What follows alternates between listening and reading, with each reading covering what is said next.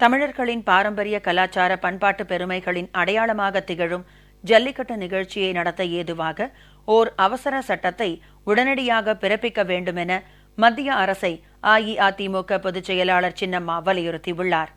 தமிழகத்தின் மாணவ செல்வங்கள், இளைஞர்கள், பொதுமக்கள் ஆகியோர் தற்போது நடத்தி வரும் எழுச்சிமிகு புரட்சியை எடுத்துரைத்து உணர்ச்சி கொந்தளிப்பினை விளக்கி ஜல்லிக்கட்டு மீதான தடையை நீக்க அவசர சட்டம் ஒன்றை விரைந்து கொண்டு வருவதற்கான அவசியத்தை அஇஅதிமுக நாடாளுமன்ற குழு இந்திய குடியரசுத் தலைவரிடமும் பிரதமரிடமும் நேரில் வலியுறுத்த இருப்பதாகவும் சின்னம்மா குறிப்பிட்டுள்ளார். அந்நிய நாட்டில் உருவான அமைப்பாகிய பீட்டா தமிழ்நாட்டின் கலாச்சார பெருமைகளுக்கு குந்தகம் விளைவிக்கும் செயல்களில் ஈடுபடுவதை முற்றிலும் தடுத்து நிறுத்துவதற்கான முயற்சிகள் சட்ட ரீதியாக மேற்கொள்ளப்படும் என்றும் சின்னம்மா தெரிவித்துள்ளார். அனைத்திந்திய அண்ணா திராவிட முன்னேற்றக் கழக பொதுச் செயலாளர் சின்னம்மா இன்று வெளியிட்டுள்ள முக்கிய அறிக்கையில், தமிழர்தம் கலாச்சார பண்பாட்டு பெருமைகளின் அடையாளமான ஜல்லிக்கட்டு விவகாரத்தில் மத்திய அரசு விரைந்து ஓர் அவசர சட்டத்தை கொண்டு வந்து ஜல்லிக்கட்டுக்கான தடையை முழுவதுமாக நீக்க வேண்டும் என்கிற கோரிக்கையை அஇஅதிமுகவும் மறைந்த மாண்புமிகு முதலமைச்சர் புரட்சித் தலைவி அம்மாவின் வழித்தடத்தில் நடக்கும் தமிழக அரசும் தமிழகத்தில் உள்ள அனைத்து அரசியல் கட்சிகளும் ஒருமுகமாக குரல் எழுப்பி வருகின்றன என தெரிவித்துள்ளார்.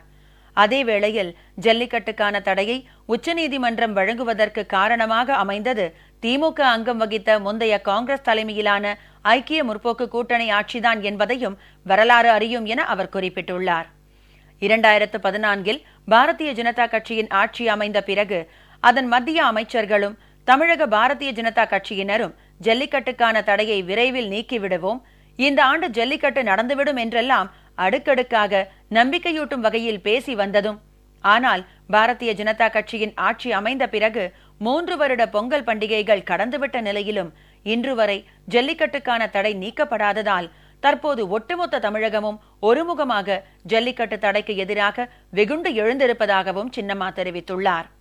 ஒவ்வொரு வீடும் சேர்ந்ததுதான் ஒரு நாடு எனும் நிலையில் இன்று ஒவ்வொரு தமிழர்தம் இல்லங்களும் ஜல்லிக்கட்டு தடைக்கு எதிராக தங்கள் உணர்வுகளை பிரதிபலித்திட தங்கள் வீட்டு பிள்ளைகளையும் மாணவ மாணவிகளையும் இளைஞர்களையும் தமிழர்தம் பண்பாட்டு பெருமையை மீட்பதற்கான ஜல்லிக்கட்டு போராட்டத்தில் மனமுவந்து ஈடுபடுத்தி வருவதை மறுப்பதற்கு இல்லை.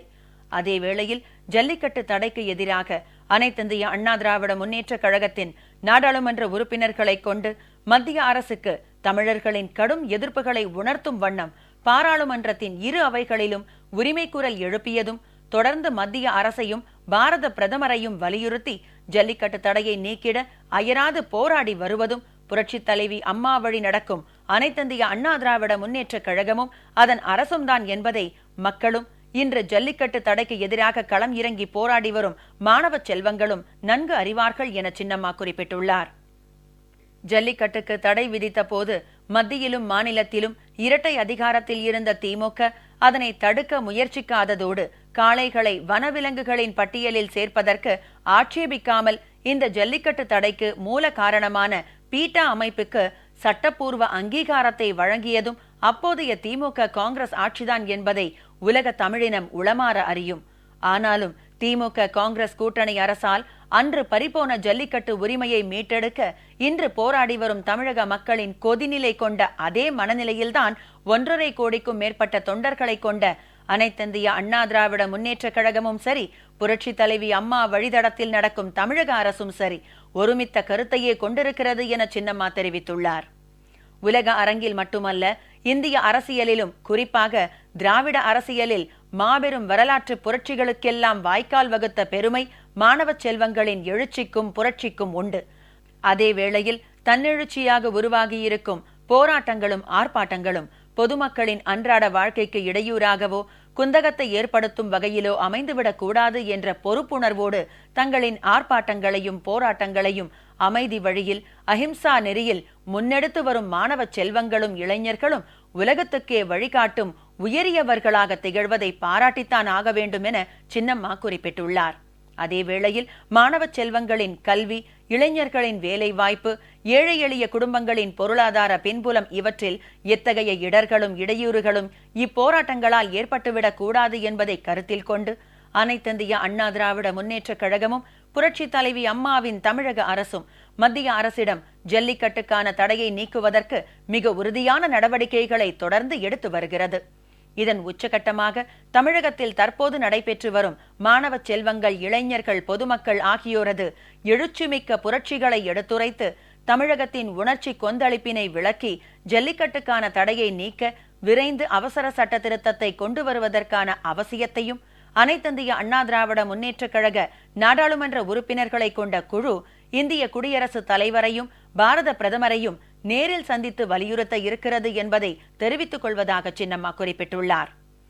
இவை அனைத்திற்கும் மேலாக மாணவ செல்வங்கள், இளைஞர்கள் உள்ளிட்ட தமிழக மக்களின் உணர்வுகளுக்கு மதிப்பளிக்கின்ற வகையில் வரவிருக்கும் தமிழ்நாடு சட்டமன்ற பேரவை கூட்டத்தொடரில் ஜல்லிக்கட்டுக்கு எதிரான தடையை முற்றிலுமாக நீக்கிடக் கோரும் தீர்மானத்தை முன்மொழியவும் அதனை அனைத்து கட்சிகளின் ஒருமித்த குரலால் நிறைவேற்றவும் வலியுறுத்துவோம் என்பதை உறுதிபட தெரிவித்துக் கொள்வதாக சின்னம்மா குறிப்பிட்டுள்ளார். மேலும் அந்நிய நாட்டில் உருவான அமைப்பாகிய பீட்டா தமிழ்நாட்டின் கலாச்சார பெருமைகளுக்கு குந்தகம் விளைவிக்கின்ற செயல்களில் ஈடுபடுவதை முற்றிலும் தடுத்து நிறுத்துவதற்கான முயற்சிகளை சட்ட ரீதியாக மேற்கொள்வோம் என்றும் சின்னம்மா தெரிவித்துள்ளார்.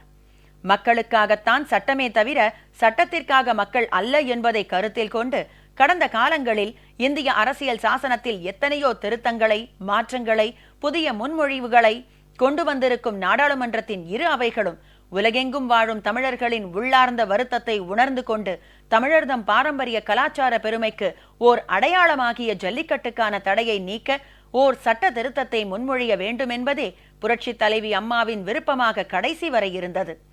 இதனை உணர்த்தும் அம்மாவின் கடந்த கால கடிதங்கள், கோரிக்கைகள், நீதிமன்ற முன்னெடுப்புகள் உள்ளிட்ட அனைத்தையும் இத்தருணத்தில் மத்திய பாரதிய ஜனதா அரசு கருத்தில் கொண்டு மறைந்த மாபெரும் மக்கள் தலைவி அம்மாவின் வேண்டுகோளை நிறைவேற்றும் வண்ணம் தகுந்த நடவடிக்கைகளை விரைந்து மேற்கொள்ள வேண்டும் என்று அனைத்திந்திய அண்ணா திராவிட முன்னேற்றக் கழகத்தின் சார்பாகவும் புரட்சி தலைவி அம்மா வழியில் நடக்கும் தமிழக அரசின் சார்பாகவும் களத்தில் நின்று போராடி வரும் லட்சோப லட்சம் மாணவ செல்வங்கள் மற்றும் இளைஞர்களின் சார்பாகவும் வலியுறுத்தி கேட்டுக்கொள்வதாக கழக பொதுச் செயலாளர் சின்னம்மா தெரிவித்துள்ளார்.